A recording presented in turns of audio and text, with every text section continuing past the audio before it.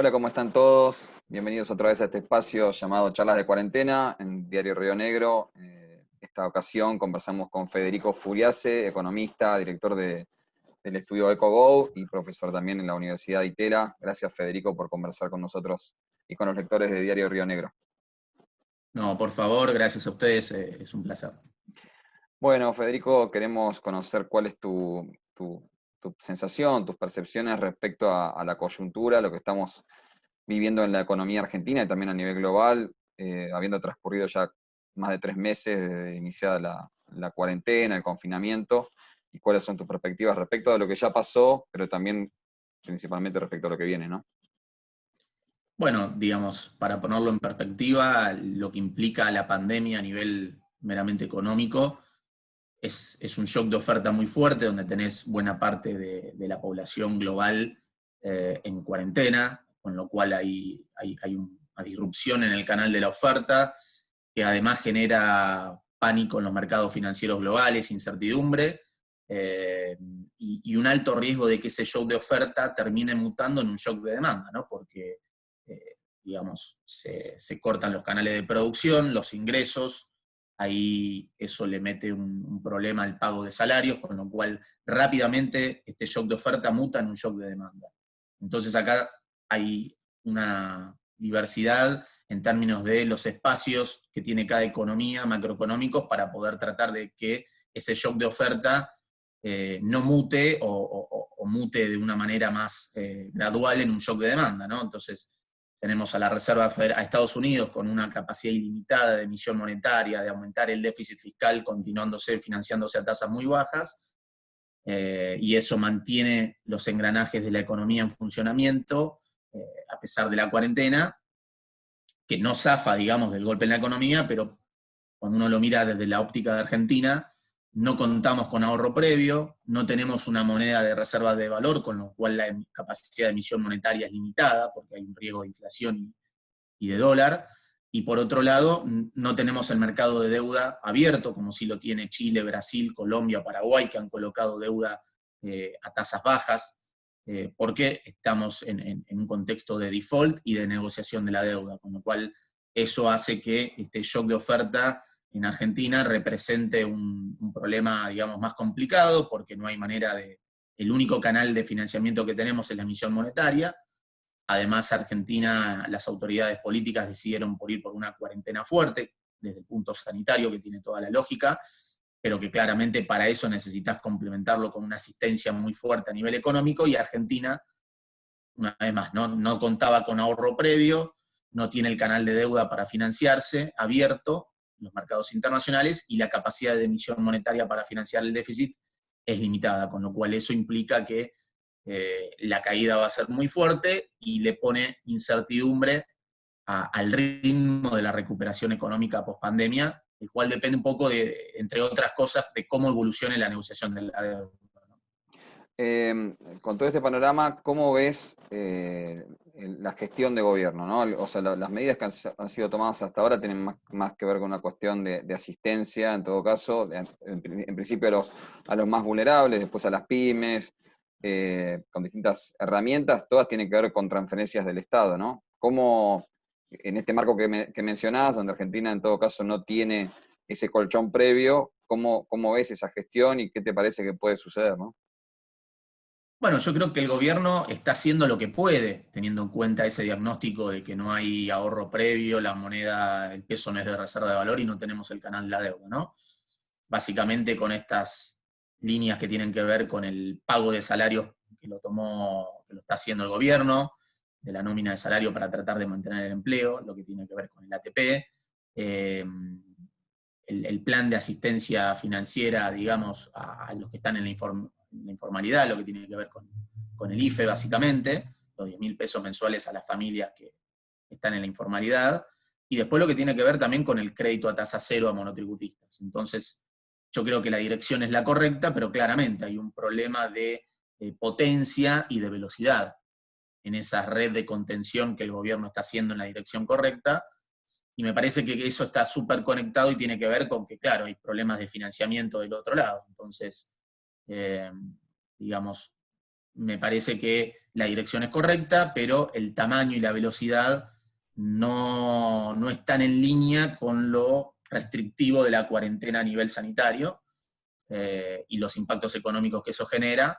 Se entiende dentro del marco de la realidad macroeconómica argentina, por eso es necesario que el gobierno avance exitosamente en la negociación de la deuda para generar señales positivas, poder descomprimir.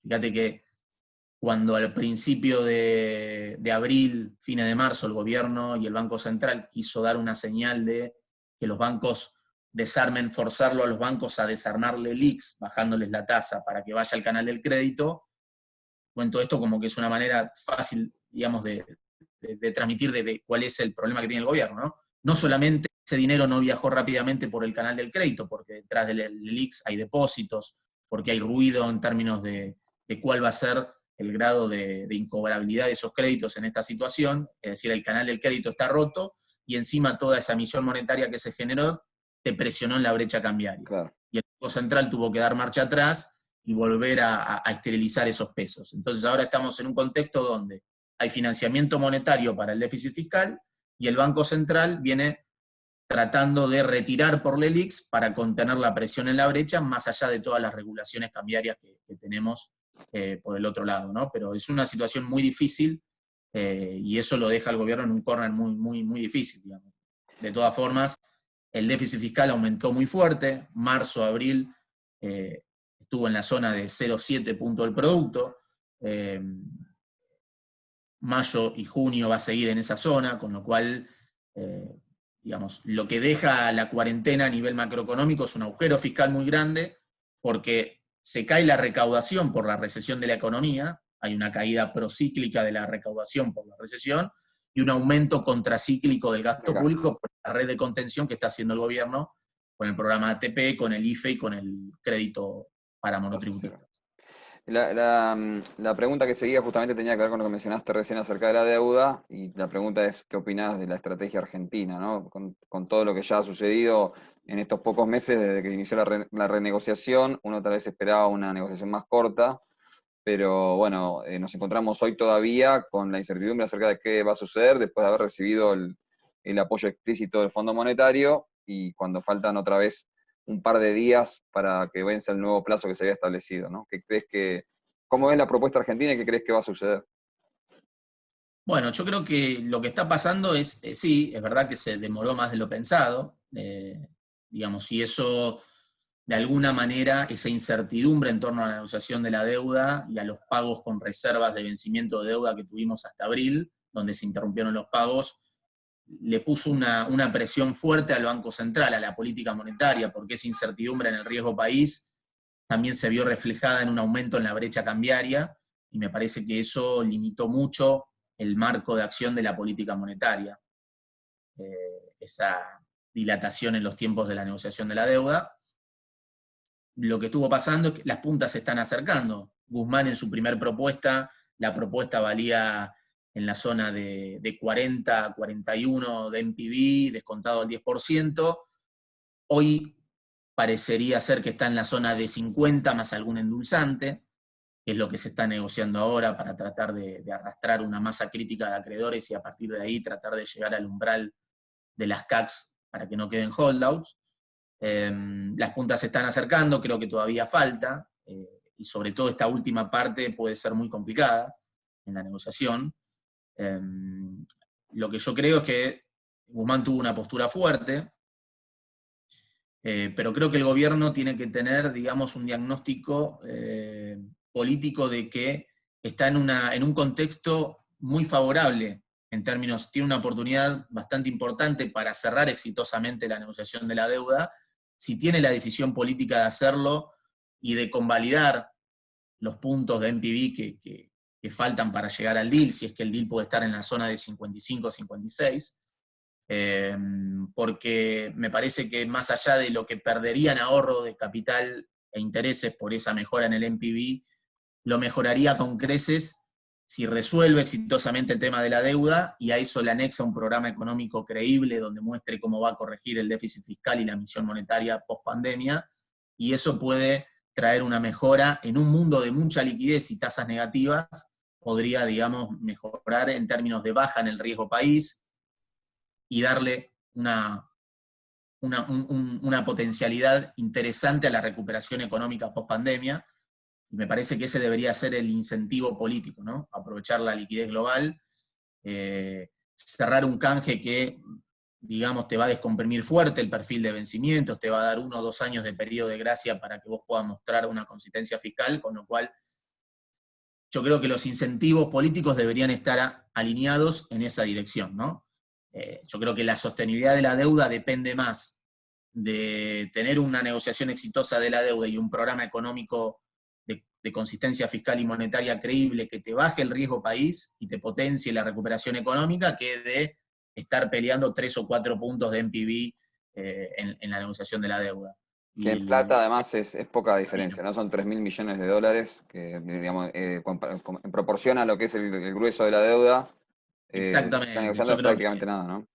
entre 50 y 55, digamos, esos 5 de diferencia de NPV son casi 5.000 millones de dólares que se perderían en ahorro de capital e intereses acumulado a 2028, digamos, para decirlo de una manera. Entonces yo creo que, y además el gobierno tiene que entender que no es el mismo escenario 2002-2005, donde la economía pudo despegar rápido después de la crisis del 2001, sin negociar la deuda.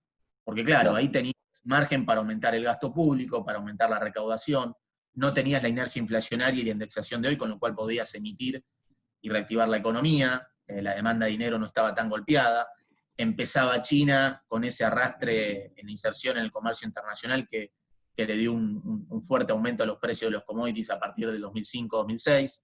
Hoy ese tren no lo tenés, no tenés margen para aumentar tanto el gasto público, la recaudación, hay una inercia inflacionaria muy complicada, el contexto internacional es distinto, con lo cual hoy creo que la negociación exitosa de la deuda es una condición necesaria, no suficiente, para, digamos, generar una recuperación económica que inclusive cuando uno hace las cuentas y la caída en la economía que vamos a tener entre el primer trimestre del 2018 y el segundo trimestre de 2020, acumulada, puede ser parecida a esa caída que tuvimos entre el 98 y el 2002 de 20% acumulado, ¿no? Claro. Pero la salida es muy diferente porque las condiciones macroeconómicas son muy distintas.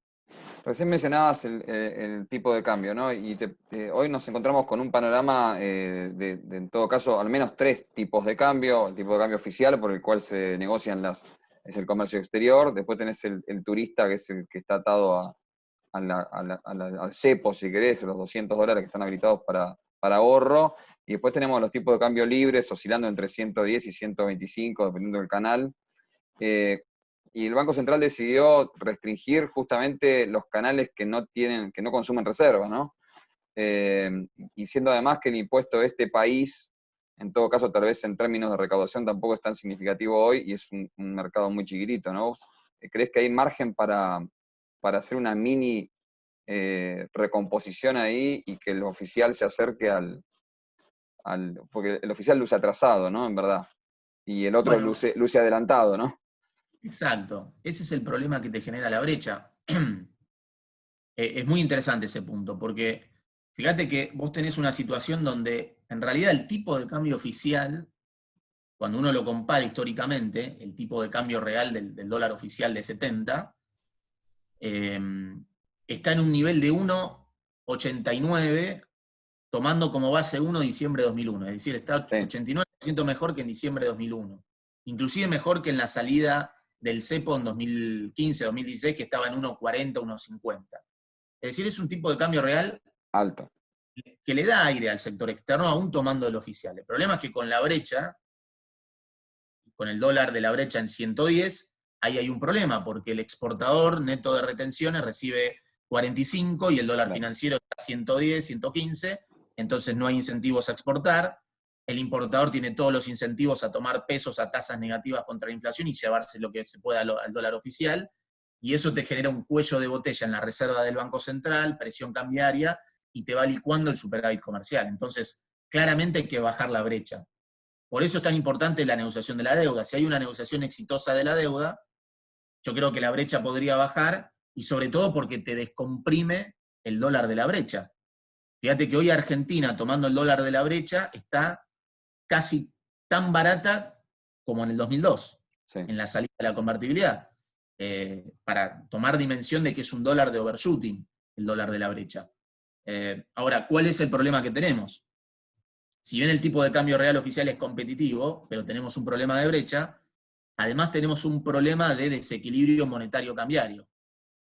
Cuando uno mira la evolución de los pesos que están en la cancha, los pesos que debe el Banco Central en base monetaria y en pasivos remunerados, en el ELIX y en pases pasivos, por cada dólar que tienen las reservas brutas, ese ratio que tiene un promedio desde el 2015 para acá en la zona de 40 y que era 45,50 en septiembre pasado, hoy es 100. O sea, hoy el Claro. Banco Central debe 100 pesos de base monetaria y pasivos remunerados por cada dólar que tienen las reservas, cuando en septiembre eso era 50. Entonces eso para tomar dimensión de que si bien el tipo de cambio real es alto, tenemos un problema de brecha y un desequilibrio monetario cambiario muy fuerte que está asociado a que hay que financiar con emisión monetaria el agujero fiscal que deja la pandemia y la cuarentena.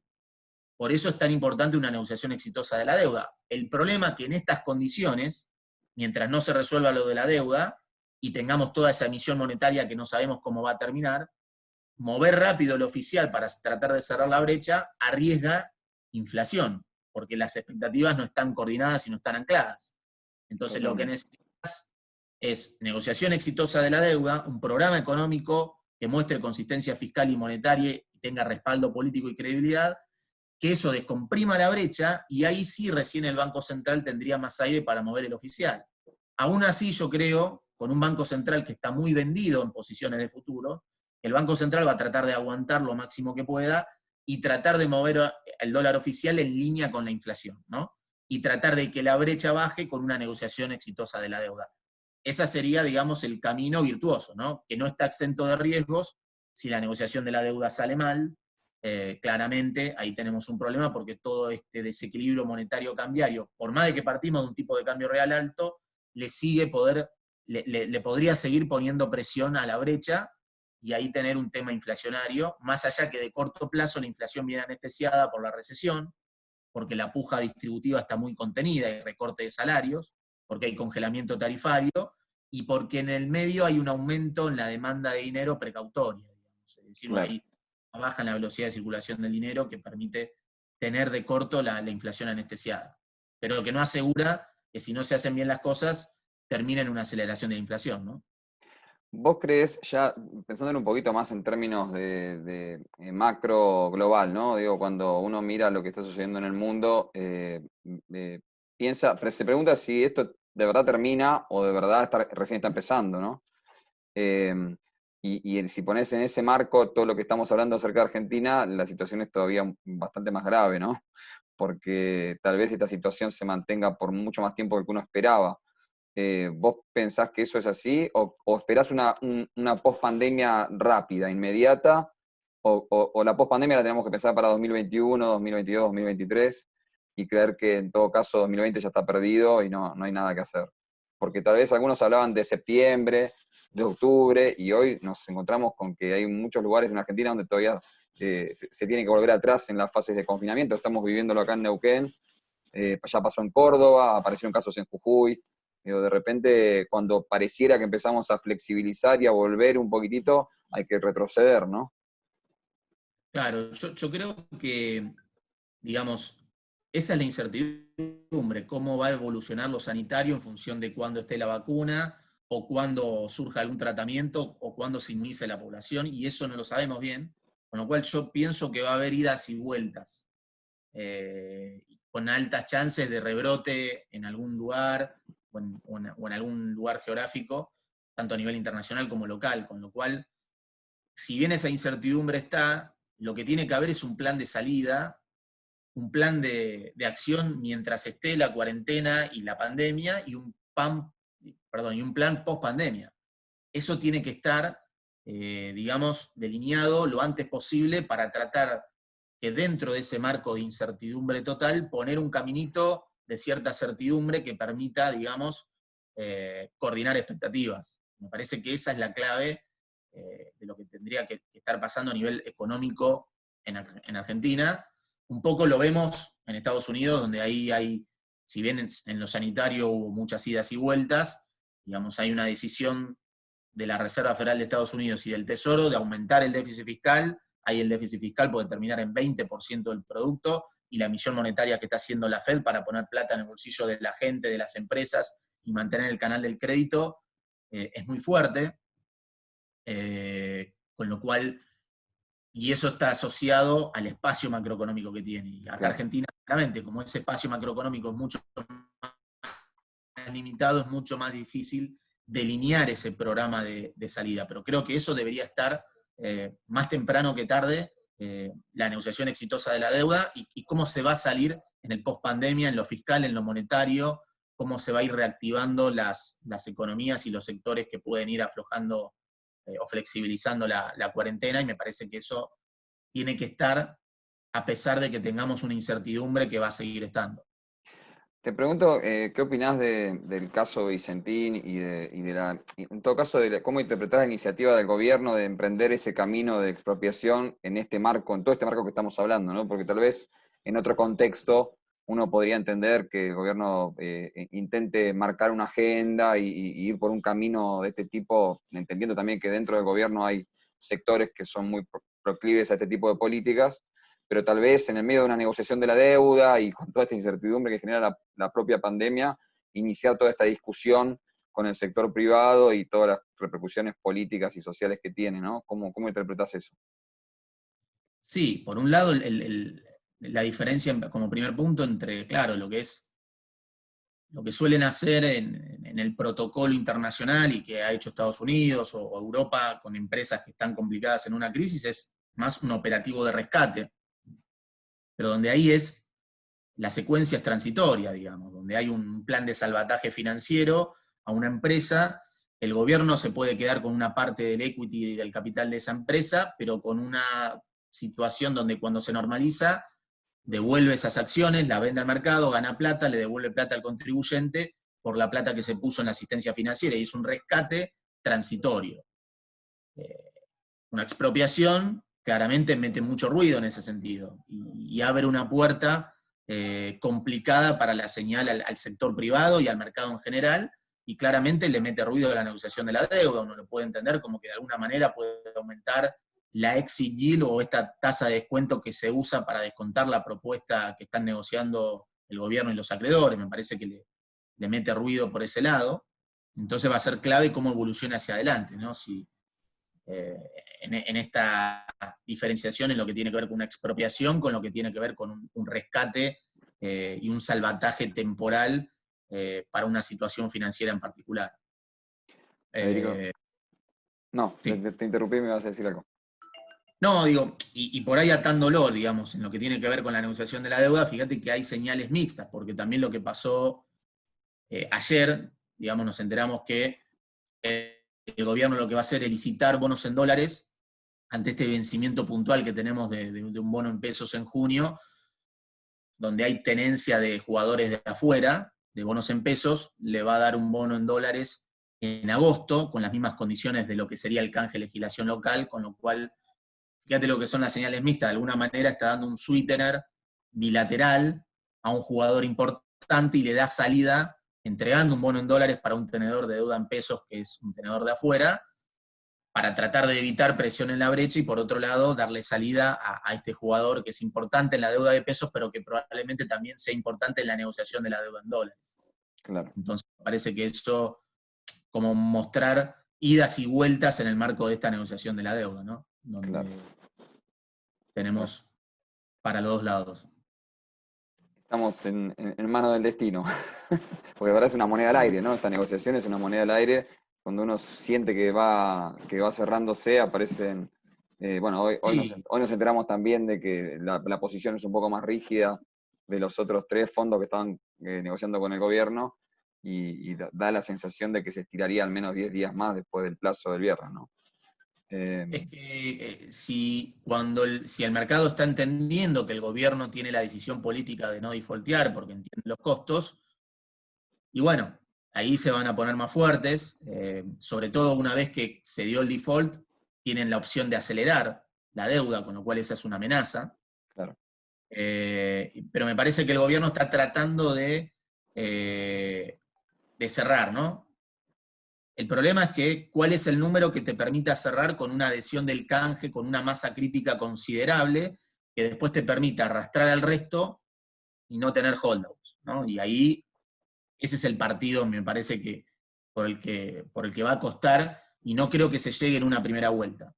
Creo que vamos a tener primero un canje donde el gobierno va a tratar de arrimar el bochín a una adhesión del 40-50%, donde no te alcance para activar las CACs generales, tanto en los globales como en los exchanges, y después ir arrastrando y tratando de llegar a eso, ¿no? Pero me parece que todavía falta, con lo cual, digo, si hay un número razonable en los que los acreedores, si es así que los acreedores en 55 estarían cerrando, bueno, todo va a terminar con una decisión política, ¿no? Claro, claro. Digamos, si quiere o no pagar ese costo porque entiende los riesgos de no cerrar y entiende los beneficios de este contexto internacional y esta oportunidad que tiene de cerrar el capítulo de la deuda, descomprimir el perfil de vencimientos y aprovechar el mundo de liquidez que va a quedar en la pospandemia por toda la inyección monetaria que están inyectando los bancos centrales.